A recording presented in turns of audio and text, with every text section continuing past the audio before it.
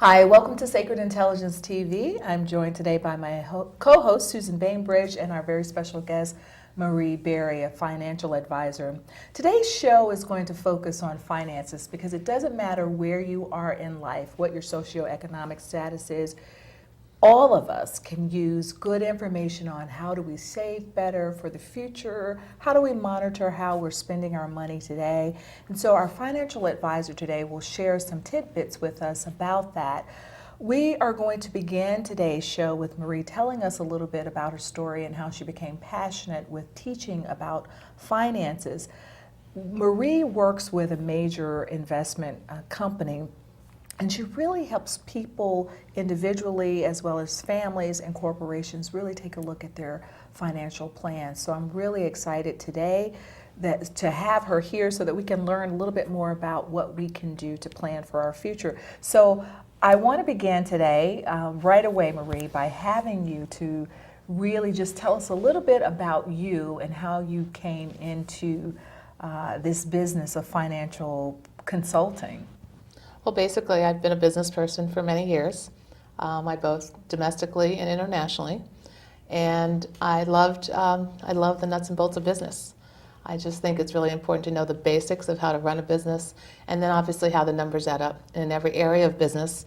Whether you're in business for yourself or business in a large corporation, you have to have a budget in some form and understand how that budget works. Mm-hmm. So I really think it just led me to a further understanding, especially now having my own children. I have 3 grown daughters in their 20s, and I believe that financial independence is really important for our future today. Mm-hmm. There's Ted Kennedy right now is in the process of putting together a bill for financial literacy, how important it is for the youth of today, both in high school and in college, go off to college. The student loans are exorbitant, and many families are not aware of the facts and the details that go into those contracts. Mm-hmm. Well, and we do want to talk a little bit more about student loans a little bit later in the show. But for you, what was important is having your 3 children, and particularly having 3 Females. Daughters. And so it's very important for you to teach them about how to be financially stable and set. And more financially independent. I want them, obviously, I wish them a partner in life to share their life with fully, but I didn't want them to be dependent on their partner. My goal is to have them be financially independent, be able to make those decisions wisely, be well informed. I consider myself an educator, and I believe the more we educate, the better informed you can make those decisions. Sure. So that was really important to me. Sure. So what I think is really interesting is, especially as women, we kind of grapple with this, making sure that we're financially independent. And I think it's also wise to send the message that even while we're seeking to be financially independent, that there's also a place where we come together and we share as well. And I know a little bit later we're kind of talk about partners and how that works. But I wanted to ask you a little bit about how important is it for us really to take a look at our money, to look at how we're spending, how we're saving, especially if you think about when you're in your 20s.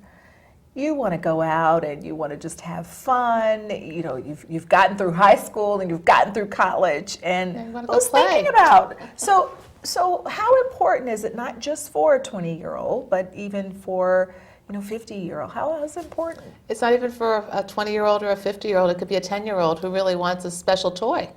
So it's just trying to instill those habits as a young child that they need to work for it and probably put a little bit of money aside.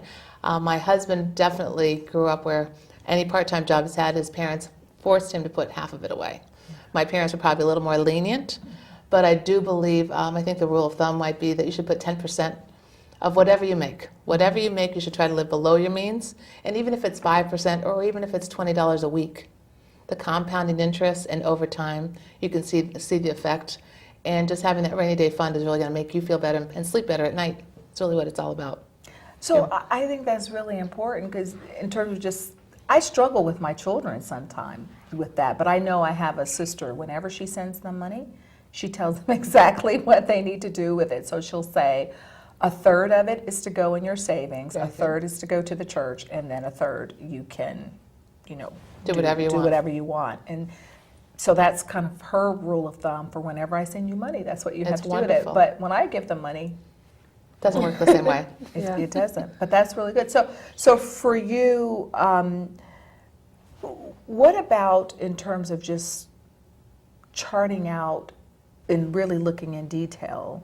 I know Susan and I were kind of talking about this when we were preparing for the show, and I know I do this in business, is to really look at like what are all of my expenses and what are all. And it's really just the basic notions of business of any business, and a household is a business. It should be run somewhat like a business, of listing all your expenses and all that's going out and all that's coming in. And they said the first rule of thumb would be to just take 1 month, just 1 month, 30 days, and try to track every single expenditure, even if it's a cup of coffee, the gas you're putting in your car, a dinner, a lunch, a breakfast that you're going out with friends. It doesn't matter, just chart it down, just so you have an idea, so you can try look at your picture at the end of the month, and not, you don't want to do it in December. No. Around the holidays, a vacation month, but a month during the course of the year, so that you get an idea, because oftentimes people aren't aware of what they're spending. And it comes as a surprise at the end of the year when they do their taxes. Okay, so can I ask a question there? Sure. Because one of the things that I was saying to Tara Lynn also when we were speaking about this was that for many years I had, before smartphones existed, yes, I was alive back in the prehistoric ages, and I had a PDA, a personal Device. digital assistant, and I always had a Windows-based operating system, and I still do with my smartphone. The reason was primarily because not only could you carry, documents, Right. Excel, Word, forms. but it had Microsoft Money, Mm-hmm. and I could track instantly everything. Like I could just, hit a button basically and put in the amount, and I was done. And that was wonderful. There's another app like that that's out there today. There, If you I was look at going to all ask your you. So, what smartphones. are the ones that you And probably- recommend? Because I have tried many since then, since Microsoft Money The went number away. one that I recommend would be Mint.com. Mint.com has a fabulous way. It's very Mint? Like Like a- MINT, saving your little mint. It's Mint.com. It's a tracking device. It holds everything for you. You can look up a certain day of expenditure, a week of expenditure, a month, and you can enter all your information. It's readily available on your smartphone, which is probably the most the best feature, because Convenient, you want it to be accessible. You want to be able to take a look. And so that I'm thinking would be good for children too, because one of Everyone. the things when I was talking with my daughter a few years ago about tracking, I was thinking of giving them a little book to write everything down. But since everything is so technology based, Yes. that would actually Yeah. be great. Mint.com, and it's a wonderful, wonderful app. Used from 20-year-olds to 60-year-olds. It's very user friendly, and I think that's really important. Yeah, Okay. definitely. Okay. So that way you can teach them and us, how much we're spending, because honestly, even for something like water, you're going in, well, let me just go buy this $2 or $3 bottle of water, but it's money that's going What's out. the coffee now at Starbucks being so popular? A $5 cup of coffee, Yep. 6 days a week, Yes, $30. It just keeps on going. sure. If it's 30 times a month, imagine that. Right. So it becomes $300. So it's just very round numbers, and I think oftentimes people get worried about all the intricate details.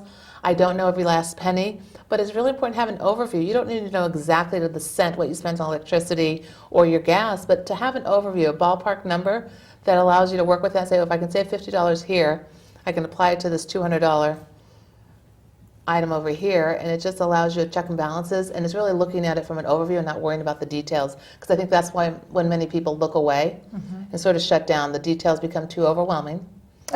Numbers for some Right. people, right? Yeah. We were talking about that. Yeah. And it's really taking a step back and saying, "Look, just give me a ballpark figure." And if you're walking around with a ballpark figure of what you have in your pocket, what you have in your bank account, what you make, what you're earning for a living, or what your expenses are, you are going to feel better about buying that next cup of coffee.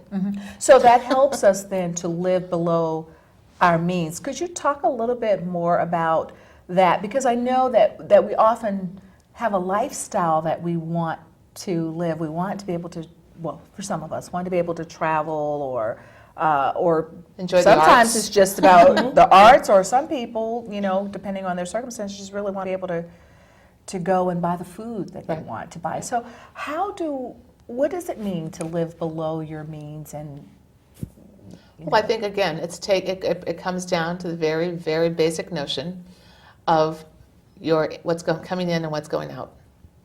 So you really, there's nothing more complex than that. But that if you're bringing in $500 a week, that you're trying to keep within, $450 a week going out, so that you don't find yourself in a situation where all of a sudden you have a broken furnace or a car repair that you didn't expect for $1,000. Yeah, so that's kind of You what can I relate was to that. wondering. Where does that come Of course.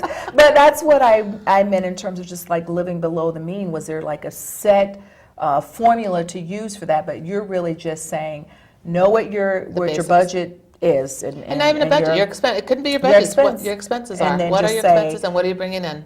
always have a little bit left over. Don't. So Ideally, say 5%. Okay. 10% is ideal. 5% is where you can. It's probably a nice place to start. I mean, 5% of $50 is what $250. It's nothing. It's $25. okay. So there are often challenges, though, to saving and to spending. And we started by you sharing that you have 3 daughters. And I Yes. wonder, are there different challenges for women than there are for men with finances and becoming financially I independent? think it's personality driven a lot too. Unfortunately, just like everything else, the psychology of the person. There are savers and there are spenders. No, there's no two ways around it. So there are savers that have to sort of work on spending and saying it's okay and letting go, especially in a relationship. And there's spenders who have to say, I have to curb my appetite so that I can be more responsible. So I really think it's a matter of just trying to understand what kind of person you are, a saver or a spender, and then trying to find a middle road and doing small things to curb the spending, whether you like to eat out. If you like to eat out, we'll try to eat out 3 nights a week instead of 5 or 6 nights a week. Right. If you like that coffee, make it a special treat on a Sunday morning, or if you're going out with, your children or your husband, and then at that point, doing it as a splurge, but not something you have to have every day. And take those baby steps. Yeah. So what are some of the mistakes that people make? I mean, you're giving an example here of, okay, many times we sort of nickel and dime with coffee here and going out to dinner there or a movie, whatever. And we don't think of that as a huge expense. Right. What are some of the other common issues that people have with their finances? Well, I think first and foremost, they don't pay close attention to what they have. So if it's there, they spend it. So right, if it's in the bank account, I still have $25 left, I can spend $20 for the youth. And it's like the rainy day thing does happen, emergencies do happen. So an emergency fund, not having an emergency fund, not looking at what you're bringing in and what's going out, your expenses closely, and not planning for an incident that you're not planning for. It could be a furnace, it could be a flat tire, it could be a car repair. Thinking for a student, it could be, it's a lost phone. Happens to a lot of our kids. Yes. You're not going to get another phone from me. We gave you that phone, and now it's your responsibility Right. to save money to get yourself a new phone. And I think, what's really critical about that is teaching them to save for it, because one of the things that happens in my family, some of my siblings tend to spoil my girls a lot. I mean, it's not that they You're the don't hold them youngest. accountable, Right. but But they're not in the immediate my family. girls definitely know when something comes up. If mom and dad says, you know what, because the phone has been an issue sometimes, or an iPod when it's been lost. And if they want one, if they want to replace it, they've got to do what they need to do to Correct. replace it. And they're really good about calling their aunts, well, is there anything I can do for you to, make some money, or can you contribute for my birthday or Christmas? I mean, it has to be a special occasion, Right. but they're really good about doing it. But I think as parents, it's important for us to teach them that responsibility Most as definitely. well. But we're talking about the unexpected, even for us as adults, because, just over this last week, I've had incidents with cars, and it's, costly Right. to have your car repaired. So what would be an ideal, if you're thinking about, I've heard people say, make sure you have 6 months. 3 to worth 6 of- months of That's an a emergency. lot. That's a That's lot of money, especially when people are struggling every day just to make ends meet. So And when you cannot do that, I think the message, just like with our kids, we don't expect them to be sitting on 3 months of their spending money. But if you could save a little bit, it's baby steps. Those are the general rules of thumbs, and I think that's what people need to look at it. So some people get overwhelmed. oh my gosh, if I can't have 6 months of savings, I'm going to have nothing. Right. So I'm just going to spend what I can because I'm never going to get to 6 months of savings. But if you can save for 2 months or 3 months worth of savings, that's really the goal, is to try to have a cushion, whatever that might be. A cushion, some cushion is better than no cushion. And some cushion is going to allow for those emergencies to sort of, you'll get through them a little bit easier with a little less stress. So Minimizing that stress in your life. I have to tell you, as a therapist, though, I believe that. I believe that should happen. But what I'm thinking about as I'm listening to you is, and I don't know if you've had this as well, Susan, but I will have clients, if they get below a certain amount because they're so into this, Yes. I have to have the savings, or I have to live the lifestyle I want to live, they start to really kind of freak out if they don't have it. And so I think the flip side is not living in fear and being able to use the money that you have too for. Well, and that's what I said. You can't have a perfect, it's not, no life is perfect, but it's trying to identify, would I be better off with a month or two savings rather than none? Do I need to have 6 months? For some people, it's 6 months, it's a year. Some people, it's a 5-year, 10-year cushion. Some people need to have X amount in their investments or in their future, knowing that they are not going to sleep well unless they have, an extraordinary amount, what we might consider extraordinary. Someone else may say, no, it's just what I feel I'm comfortable with at the end of the day. So it's very different for every individual. But I believe being informed, because I don't think people are fully aware of what's going to happen later on. And I think that's probably a bigger topic to touch on. With 10,000 people per day retiring, our Social Security system is getting stretched to the max. Will that Social Security funds be there? Will those funds be there for our children? And pensions, as we know, has already gone away. So our generation doesn't have them. Our kids are not expecting them. So how do you plan for that, for something that in the past was there for 50 years? So it's truly just a different mindset, saying you have to think more long term, because it's not all about the short term, what's happening today or tomorrow. Well, and I really do, in the second part of our show, want to spend some time in terms of you providing us with some tips on how Long-term goals. Right. we want to do that. There's some just general things, though, I want to just make sure that we kind of touch up on, too, to kind of help shift the mindset. Because we can give the tips, but if Right. the mindset isn't shifting at all, then it's like, okay, that's good. But, earlier we asked you about differences between men and women, and were there different financial challenges. And I know from talking with you that sometimes women do face, some financial challenges. One being that, first of all, our income is a little bit different. Women in general make 25% less than men. There's still an inequality in the pay system in our society, and it's created a financial burden for so many single women. 5 out of 10 single women buy homes, though. So there's still an enough need. There's more women than men in our school systems getting higher education, university, degrees. So it's truly women are becoming more empowered. Women are a big part of the workforce, but they still are not being paid. They're still being paid 25% less. Do you think that psychologically, though, it's different for women in terms of saving? And what I mean by that is I can think of times where I've had discussions even in my own home or discussion with other people about, let's say, paying a bill. And, given my druthers, I would love to just pay something off instead of paying, But I know that my husband, and I've heard other men say this, to say, well, no, I'm going to pay it in installments because I can then put money over here for something else. And me, I'm just thinking about Getting rid of it. That's the debt. So do you think that there are differences in the mindset of women? Again, I think that becomes more of a personal preference and a personal mindset, because there's some women who want to do installments forever because they think a little bit and a little drips and drabs will take care of it. And there's some, women who do want to pay it off, and same with men. No, if it's there, just pay it. My husband wants to pay everything off right away. Doesn't want the bill hanging over his head. I think of the big picture. Are we going to have enough next month or in 6 months if we have big expenses in one season? How do you spread them out so that the following season you have the income there? So it's truly just understanding the big picture allows you to make the smaller decisions. a little She easier. really wants us to understand the big picture. Yes. Well, okay. So part of the So big important. picture that you said was the really thinking long term. And I will say right now, I don't in any way mean to sound disparaging to any group of people in general, but for instance, pretty much everyone in my family has ADHD.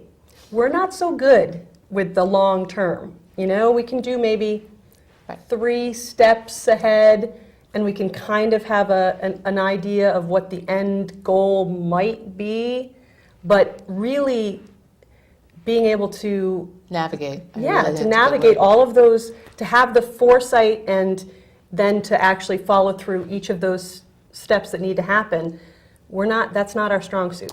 Well, interesting you say that, because I think it's so important, and that's why it's so important to see a financial professional. That's what we can do to help you create a roadmap that's going to sort of lay all the pieces of the puzzle out on the table for you.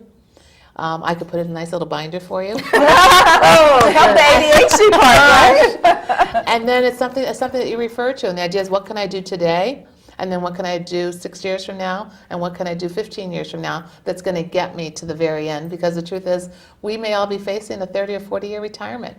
If the average age is now approaching, many of us have parents close to 90.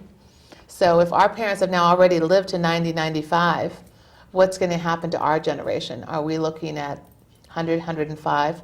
And how are we going to make sure our income lasts us? We don't outlive our income. That's a really Right. important That's really question to important. think about. So how do we get started with this? I know you said we can come to you and you can put it in a nice little binder for us, but before ever getting to you, how do we start with this? And I heard you say earlier we start by putting a little bit Well, away. gather all your information, I think, is number one. Okay. Before you go visit anyone, before you make any big key decisions, gather all your information. Many of us may have a little bit of 401k here, maybe a $25,000 inheritance in the bank, maybe something from some other funds that are just sitting there, education funds that maybe weren't completely used. How do we take those little pockets of money but put them all in one place? And if you can bring your forms from any stocks or mutual funds, from any inheritance that have come along the way, from a 401k that may be sitting in an old IRA from an ex-company, 401k or an IRA that's sitting in a new company, how do we put them all together so that you can actually get what we call a balance sheet? All your assets, all your liabilities, and eventually at the bottom, your net worth. Okay. Based on that net worth, the rest of the information becomes all about your personal situation. It's understanding what your goals are. How do you prioritize those goals, whether it's college education, whether it's buying a second home, whether it's traveling in retirement? How do we get there? So those goals could be as simple as, I want to be able to retire in this home and just stay here contently for 25 years after retirement. I don't need to go anywhere else. I'm very happy to know my children are up and grown. 25 years after retirement, she's thinking that we're living to 90 and 95. But You just said your mother is. Well, my mother's 90. She's there. But I do, as I'm hearing you talk, and I know, I'm sorry, Susan, because I know you wanted to No. jump in. One of the things that's striking me as interesting, though, is that there's a segment of the population who does not have 401ks. Has or none of those little none of those pockets. things That's that exactly you're what I talking was- about. So, Sure.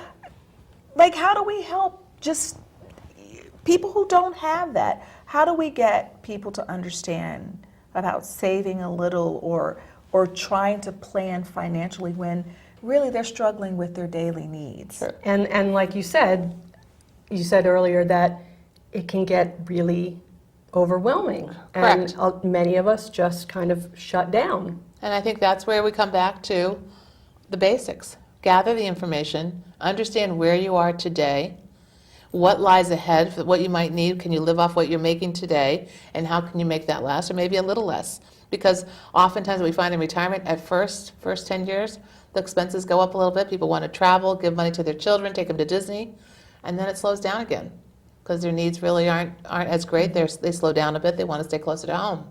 So for someone who doesn't have that kind of long-term retirement plan or retirement pension, well, what are we going to, you can look up, there's Social Security. And you can look up what you might be making for Social Security once you retire from whatever you're currently doing. And try to understand what kind of budget you have, even if it's $1,000, $2,000 a month. Understand where you are. Do you maybe move to a lesser expensive apartment housing? You know, if you have a house now, your children are going, maybe you cut back your expenses and you go to an apartment. And many people are very happy, less to maintain, less to take care of. And I believe a lot of people are also looking at ways to move in together.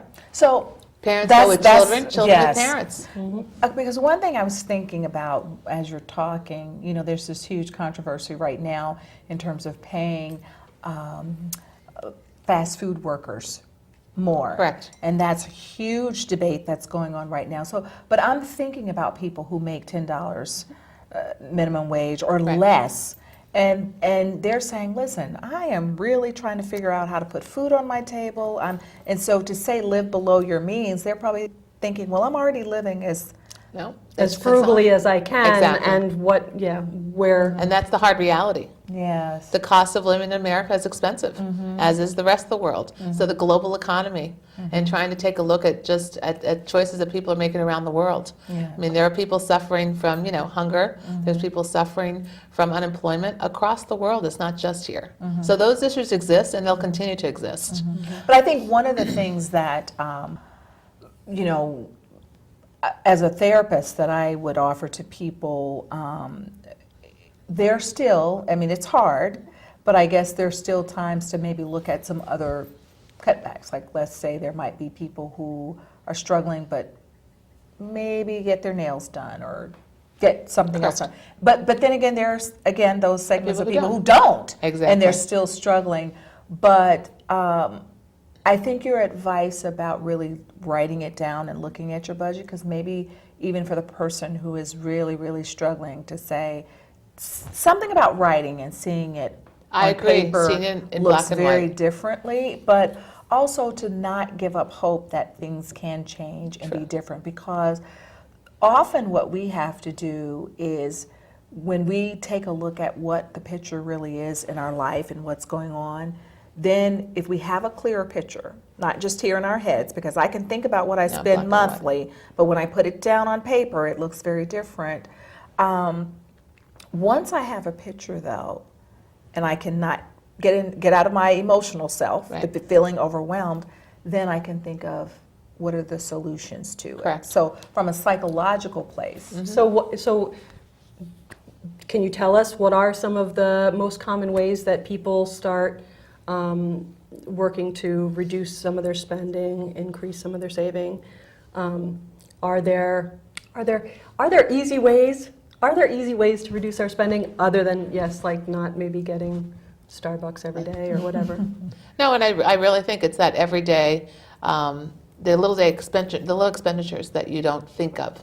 So I do believe, just like what you're saying, when you see it in writing, it paints a different picture than what you have in your head. And you may find that maybe for 2 weeks I can go without one of those things, because that'll create a little cushion. And next month maybe I pick something else to do without. So not something you cut out 100%, but maybe you cut it back for a month, for 30 days, and see if you could, how you did. If you find you need it back, maybe there's another area I can try to cut back. So all the little, I just think the little steps, the little pieces that you're saving, there's a compounding effect. And if you can find a way to put it aside, as simple as, and the bank is really not going to be your solution.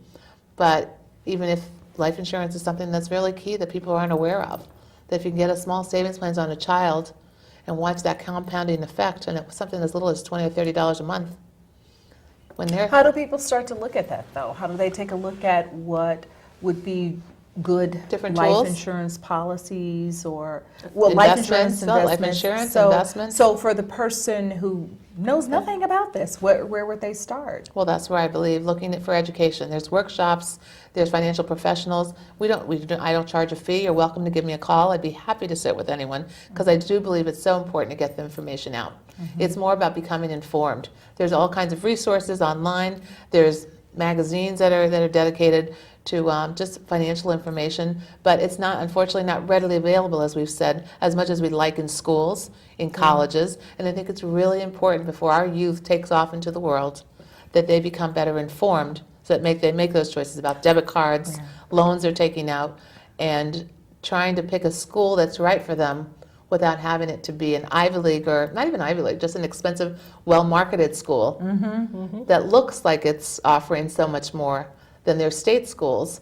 And another thing now is You that community really are college. talking about mindset, because I tell you, It's all of true. us have that. But you said something really interesting, which was the community college piece. A lot of people are going into community colleges for 2 years at least to save on 2 years of expense at another school, and then they're transferring. But And your degree comes from the second school. No one Exactly. even knows you went to the first school. Yeah. And the savings could be substantial.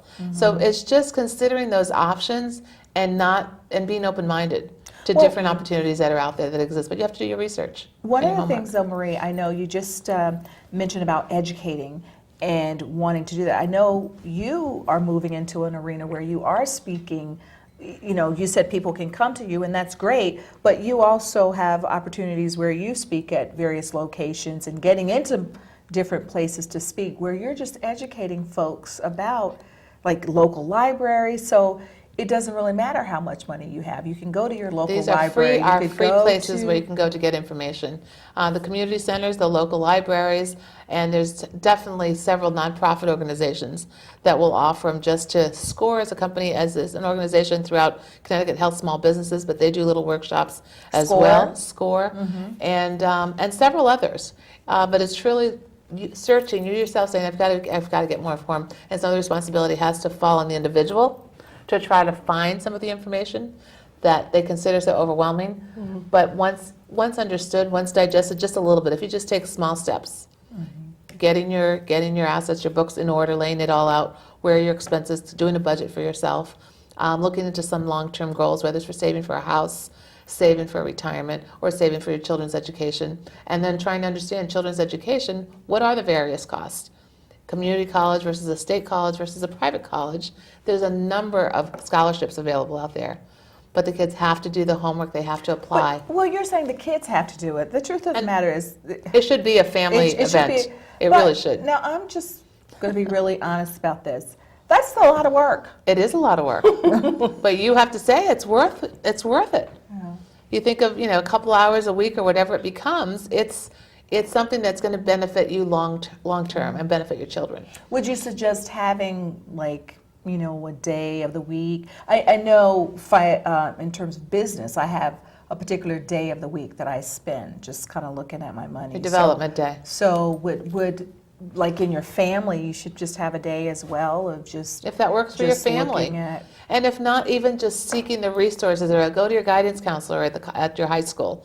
There are professionals out there that exist. There are financial professionals that have shingles in almost every town. Find out where those people are. Go to the school that you're interested in. Go to their financial aid office. They're more than happy to share that information before you actually sign on the dotted line. Find out what those resources are and try to understand them better. So in making those decisions, you're making an informed decision. It's all about making an informed decision so that in the long run, you benefit yourself and your family. So since we're talking about children, and this will be a good question for Susan, has 2 children who are in college. What's your point of view about student loans and parents helping kids with their student loans versus saving for their own retirement? Some people are saying, well, my kids are in school, I can't afford to put anything back right now. I really need to help pay for college for them. Part of the philosophy out there is that they'll have a longer period of time working to pay off those loans than you will have to save for retirement. So if you run out of funds, there is loans that are going to help them with college, and there are no loans that are going to help you with retirement. Yeah. They do not exist. So you really have to balance that out, and how far are you going to go into debt in helping your children get through college if perhaps your own retirement is being jeopardized. Because ultimately, the kids are going to pay on one end or the other, or somebody is going to pay, because if you don't have money for retirement, and you It's gonna be end up costly. going into long-term care or something, someone has to pay for that. Exactly. And that's just another burden on our government or on our children. And that's something else we offer. Long-term care insurance is a huge topic, where 10,000 people per day are retiring, men and women. Long-term care insurance is an insurance that now provides you the opportunity to stay home longer, or go to an assisted living center, or go to a nursing home. What used to be only a nursing home is now applicable in a number of ways. And those who do have long-term care insurance, the average age to get is probably between 48 and 55. Those who have it will use it. 70% will use it. That's a big So number. you're saying the average you- age to get it is at 40? The best age is about 48 to 58. Figure that's your age that you can start thinking about a possible, your long-term care. Hopefully your kids are on their way. And that's an ideal for price, that the price that you're going to pay at that age versus waiting till you're 60 may cost you, the costs go up with age. So if you can afford it at 48 or 50, it's going to be more cost effective for you rather than purchasing it at 60 or 65.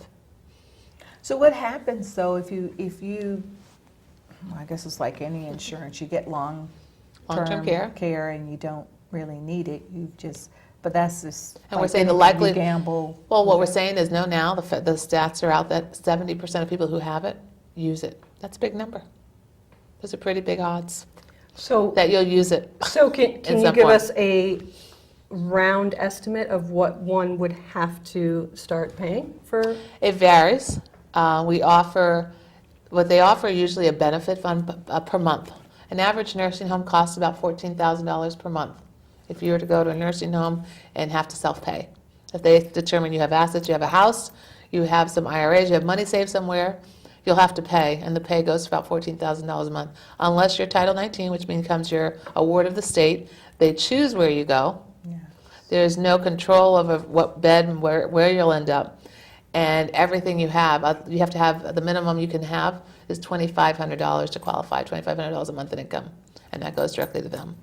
So most people make over $2,500 a month, and so that means everything else has to be gone. So otherwise, if you purchase, let's say a $5,000 a month benefit, a $10,000 a month benefit, you can purchase up to $15,000 a month.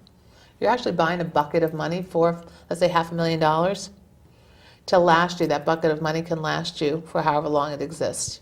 We call it a 3 or 6 year term, but really the truth is, as long as you need help at home and you only need help initially 3 days a week, you're not using the $6,000 a month. Maybe you're only using $3,000 of that money, and that can last for you. But either way, you're hedging your bets because it means that's less your children have to contribute. Sure. You're staying in your home a little bit longer, which is really the objective, and it's protecting you. Like if you can't afford a $15,000 a month benefit, $6,000, half of that is still better than not having any, Yeah. because it's protecting you and allowing you to stay home in the comfort of your home for much longer. So you've mentioned a couple of different types of insurance as we've been talking. You mentioned long-term care insurance, life insurance we've kind of talked about. What other insurances? Probably disability is something that people, and often women, don't consider. That if single women, if they're living alone, do not have had an injury, a foot injury, a broken leg, and they couldn't drive, they were in sales, couldn't get to work for 6 months, how would they pay their month-to-month bills? And I think disability is truly the most overlooked insurance because people forget that their income is probably their single biggest asset. What they make is their single biggest asset. If you cannot work for 5 or 10 years, but you're not really old enough to be on Medicare, who's going to cover those expenditures? Well, that actually just happened in my home recently. My husband just had surgery, out of work for 4 months. So it was great to have some disability insurance. And quite frankly, this was the second time in our marriage where disability insurance has come in handy because you It's don't valuable. plan to have To be home you for know, 4 to, you don't plan to be home that long. Right. So sick pay and benefits that come, and usually it comes with work, but it doesn't cover, most group disabilities only cover 60% of your income. So what you can do is buy a supplemental policy on your own that would close that gap up to 80%. That's a big difference. So if you can just buy a small policy that gives you the difference in whatever benefits are being offered through work, you're protecting yourself and your family for having to drain that cushion, that savings account that you might have. So again, it's really all about educating because some people would say, I already have insurance through work. Right. That's enough. But what I hear you saying is you need to know it's only covering a certain amount, and now there are other independent companies over here you can go to. And it doesn't go with you. If you were to leave work, that life insurance, that disability does not go with you. When you leave work, close the doors, you change jobs or you go to work on your own, that policy that you had is only stays with the company. It's a group, it's a limited service, and so once you leave, you don't take it with you. So whole life is another option in life insurance that gives you cash value. So basically it allows you to accumulate, and that's money that you get to use later on in life. There's 3 buckets of money that I like to tell people to think of. Your taxable income, which is your everyday income that you pay taxes on every April 15th. Your tax-deferred income, which becomes your IRAs and your 401ks. And you're putting that money in before taxes, and that can grow, and it grows tax-deferred. But at some point, you have to pay taxes on it. And I think people overlook that has to be paid out. Whether you're 65, 75, or 80, you may still have to be taxes. And there's a great possibility that our taxes will continue to grow. We know we pay 2 things in life for taxes and death. And then the third bucket becomes a tax-free. So sometimes you can find some tax-saving strategies that allow you to have a tax-free bucket of money.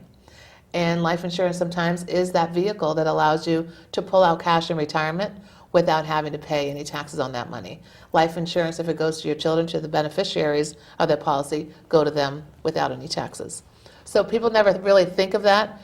And there's different ways to use that as a vehicle to try to help you later on in life. Does that depend, though, on how old they are? Because if I inherit some money that, let's say, you left me when you died, won't I have to pay taxes? If I left you money from my own, but but not if it's life insurance money that you receive. Not if it's life insurance, okay. Because I know of situations where people have gotten money just because they were the beneficiary of an insurance policy.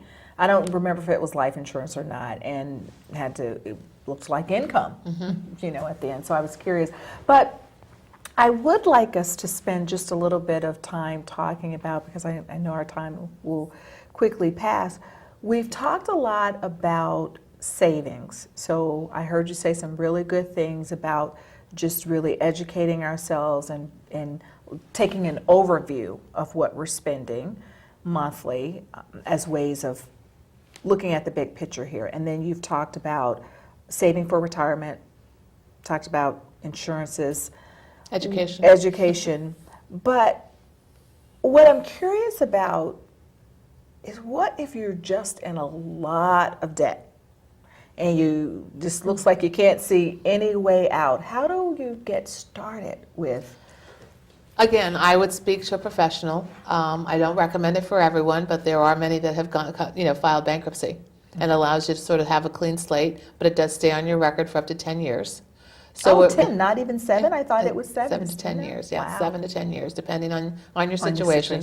So it's really important to get those details, get the information, and see if that's an option. If you're completely, overwhelmed with debt and have no way of getting out, how do you start, possibly considering starting over? It's not something I recommend. I think of it as a last resort. But yes, it's something that allows you to say, okay, let's try to take a clean look and try to create a clean slate. But how do you deal with the psychology of that? I'm sorry. No, and that's what you have to deal with. Right, because that's one That's of the where things you that come people in. say, I have to do this. So, but I'm sorry, Susan. No, I was just going to say, okay, so what are the other options? I mean, we talk about debt consolidation, and there are probably Numerous. lots and lots of options. How do you know where you're getting a good deal? I believe who in you can trust? the Department of Consumer Affairs. You'd want to make sure that if you're taking a drastic direction like that, that you've made sure that you're going with an organization, you're working with an individual that's giving you the proper advice, that is certified in some way to make sure that they're following the proper steps to protect you. You need to protect. If you're taking now this big step, you want to make sure you're doing it with professionals that are helping you along the way to get you on track, and you're doing it with a reputable company and with a certified individual. So going to consumer. I think Consumer Affairs is huge. You So- can look almost any business or up with Consumer Affairs. That's really interesting that you said if you're taking such a drastic move. And I think most people, especially when they see those things advertised on television or leaflets all over the place. Oh, if you have debts, credit card debts, come to us, we'll consolidate. We'll help you. And it seems like it's such a simple thing to do, but what could be some of the pitfalls with? I think Going your credit report now, it's very different. Your credit report is now very, very important, much even for our children. I have two younger girls that, well, early 20s, that just have $500 credit cards attached to their bank accounts. But I tell them, no matter what, do not default on the payment, because that credit rating stays with you now if you want to buy a house, even if you want to rent in New York City. I have a daughter in New York City, and she has the best credit of her roommates. So it's always she has to put the money down, but they always go to her, but she also has first dibs on the apartments. So it gives you the flexibility and the benefits of having good credit rating. You just sent something that's really interesting. That how do you Even then applying teach for her jobs. and Yes. teach other kids that they're the responsible ones, but how do you keep them from getting burned? So if I know that Susan has better credit than me, and I said, well, Susan, can you put this on your card? Especially as a young person now, she's Well, she trusting. doesn't take it on her card. In the application process, her credit standing is above her roommates. Okay. They can't pay, they pay for themselves. So it truly gives you the benefit of making choices and buying a house, accepting for a job. Job applications now require your credit rate. I mean, it's everywhere, and it was But not in the that- case before. But Yeah. even if buy. she is the primary, she would have to go into it with the understanding that if something happened, I am responsible. She's not going in as a primary. She just gets the benefit of the apartment. They all have to go. They may have require their own Okay. signatures. She's not required for their. She's not Okay. responsible for their debt. So you're teaching No, her no, to, no. You don't to take be on someone really, else's debt. Okay. Right. To be Just as someone savvy. getting it, to be She's savvy. being really, really savvy. And same, so in marriage, you just want to make sure you understand who you're marrying. We've had friends that, have married and didn't understand the other situation, financial situation, and it cost them. So Well- that can create some issues as well. One of the things that I am going to institute the next time I have a, premarital counseling, I got this from another The next time you have minister. that you offer. Like that I I thought you offer were when getting I do married again. Oh, no, I'm not getting married again. I'm still married to my husband, but Going anywhere. But one of the things that I know another pastor says that she does in premarital counseling, which I thought was really great, she said, I say to people, you need to get the other person's credit report. Mm-hmm. And that way you know what they're like. It's Yeah. going to give you a good picture. And if they won't let you see it, It's a red flag. yeah. And that's Wow. what I'm saying. People have gotten, it's created issues over time, and it's the number one issue in divorce. Well, and I know right? that You must see that through your Well, counseling years. I know that you've said also when we've talked about knowing your partner's benefits, knowing your partner's income, because God forbid if something happens, then Right. you don't even know where the important paperwork Well, right. is. And that's what, and taking that overview, and if you have a family, especially with children, it's so important to have a box, to have a drawer, to have something that's marked so that someone doesn't have to rummage through the whole house in a state of grief looking for a piece of paper. My girlfriend jokes she hates all the numbers. She hates anything to do with finance. And her husband travels every week. He travels monthly, or he travels internationally. There's a little note for her in her jewelry box. This is where you go. This is the lock box, the numbers to the bank, and everything is all. Not everyone is that Yeah. detailed. I know my husband keeps a little bit of a document box, and it's all there in one place. We have our birth certificates, we have our bank accounts, Yeah. and you just know, and a copy of our passports. But it's just that one little place. That's what I mean by just trying to get the really basic information together, knowing that whether there's a fire, whether you're traveling afar, whether somewhere to Sure. pass. It makes that process that much easier when you don't have to scramble to find And it. there are forms. I They're know out that there. one of my sisters was really big with, she filled out a form and she got my parents to fill out a form, just things that people should know when you die. I mean, even down to planning Well, the what their funeral. wishes are. Yeah. Maybe they have a favorite song that Yeah. they just never thought of that you'd want to know, Right. and the children wouldn't remember. Another very important thing I'd like to remind everyone of is having a will. Yeah, estate planning, I was going to say, is huge. An estate, having a will. I work with a lot of estate planners in tandem. We incorporate them, especially when someone has a business owners, may own the building they're in, have a business, so it's different income. Separating that, maybe putting it into a trust, protecting that against creditors so they can have it for their legacy for their own children.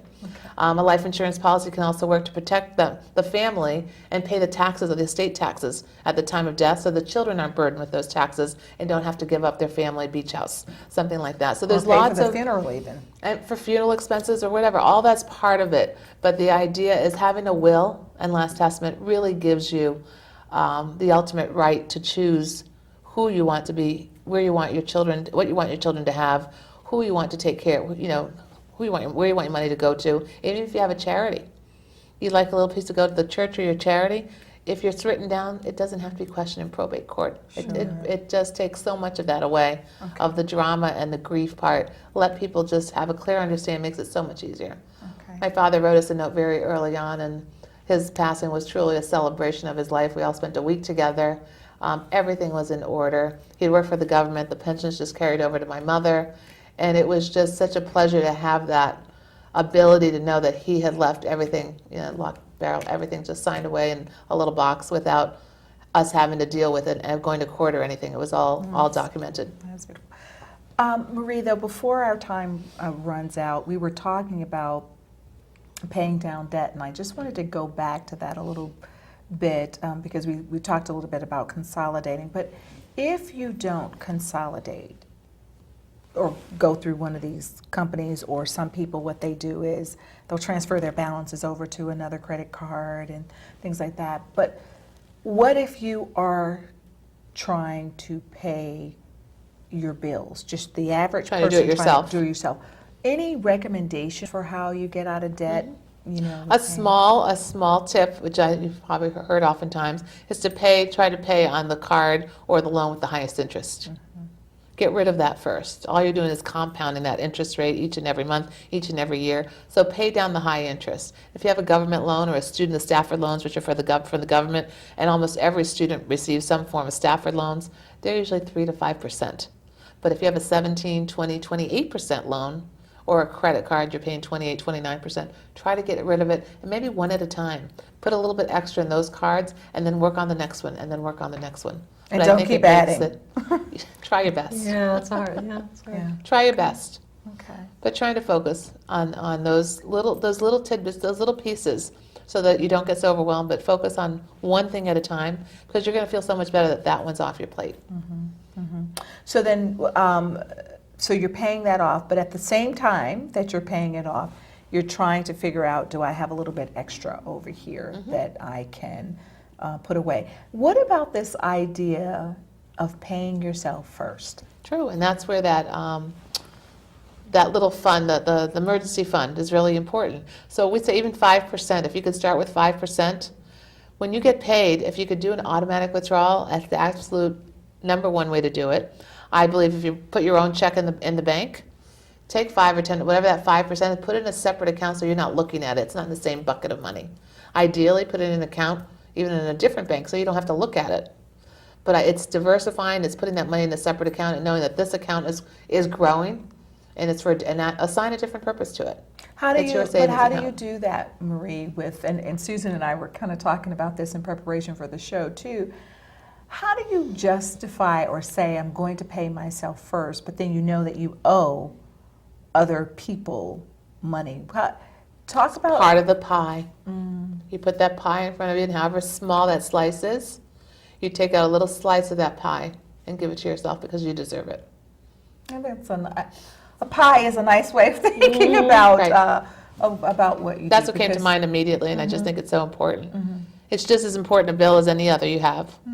So for many people, the easiest way, and those that are employed in a regular corporation, is to do the automatic withdrawal. And that's your 401k. It's that matching is probably the single, no-brainer. They're giving you free money. So if someone matches 3% or 6%, take that, at a minimum, take that amount, 3% of your salary, and put it away, and have them take it automatically from your bank account, because that money is being matched. It's free cash that you're walking away from, and if you don't see it, you don't even know it exists.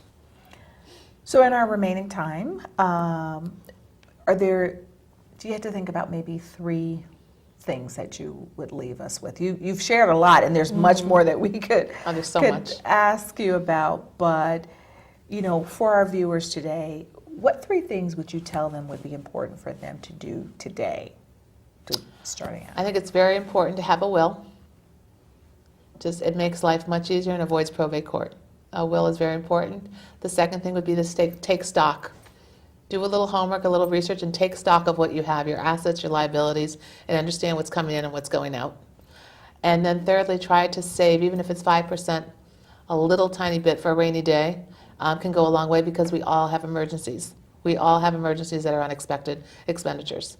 It could be a furnace, it could be a car, it could be a trip that came up at the last minute because you need to go see a sick family member. But all those things are important, and for you to be able to do it and feel comfortable, it's nice to have that little bit of a rainy day fund. And it doesn't have to be 6 months. Anything a month is going to make you feel better, and you're going to just feel more responsible, I think. Wow, that's great. This is great. How can we get in touch with you? Please feel free. I'm open to, I'm on the shoreline of Connecticut. I love working with business owners, professionals, and especially women. I think it's a great opportunity for women to just be well informed, and I believe I'm empowering women by speaking with them, and hopefully every little bit of information that they learn is something that they can apply. I'm on the shoreline of Connecticut. My cell phone is readily available at 203-430-6644. Thank you. Great. Well, Marie, thank you so much for joining us today. We are really excited, and hopefully I'll go home and implement some changes as well. As always, we are grateful that you decided to join us, but we do want to just reiterate, just write it down, take an overview of your finances. It can be overwhelming to think about, but once you look at them and look in small chunks, is what we talk to people about, you can move forward in your life and it's not as overwhelming for you. If you'd like to get in touch with us or you have ideas about the show, please contact us at info@sacredintelligence.com. Until next time, have a great week and a super day. Bye-bye.